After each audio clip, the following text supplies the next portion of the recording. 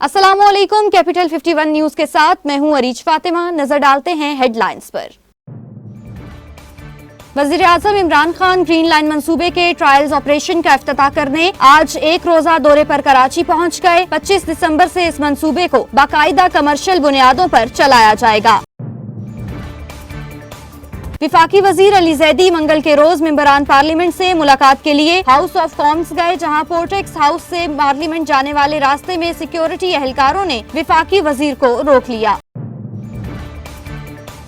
सिंध के वजीर ट्रांसपोर्ट उवैस कादिर शाह ने कराची ग्रीन लाइन का क्रेडिट साबिक वजीर आजम नवाज शरीफ को देते हुए कहा, अभी तो ग्रीन लाइन पर बहुत काम बाकी है। वजीर आजम इफ्तिताह किस चीज का कर रहे हैं?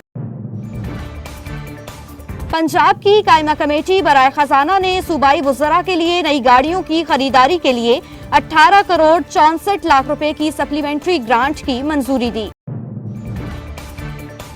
लाहौर में संगीन जराइम की शरह में खतरनाक हद तक इजाफा। पुलिस रिकॉर्ड के मुताबिक रवां साल 11 माह के दौरान 392 शहरी कत्ल, जबकि 28 अफराद को दौरान डिकेती मुजाहमत पर मौत के घाट उतार दिया गया।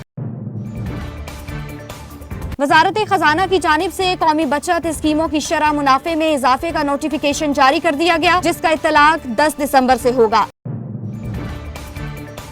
आईजी इस्लामाबाद एहसन यूनुस ने कहा कि दौरान ड्यूटी फायरिंग से जख्मी होने वाले पुलिस एहलकारों को सरकारी तौर पर गाजी डिक्लेयर किया जाएगा।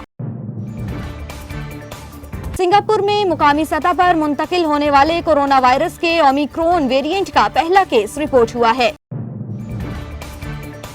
अमरीकी ईवान नुमाइंदगान में चीन मुखालिफ बिल मंजूर कर लिया गया। इस बिल में चीन के विगौर मुसलमानों से नारवा सलूक की मजम्मत की गई है। मेक्सिको की रियासत चिपाप्स में मुहाजिरीन को ले जाने वाला ट्रक पुल से टकरा गया, जिसके नतीजे में 53 अफराद हलाक और मुतअद्दिद जख्मी हुए।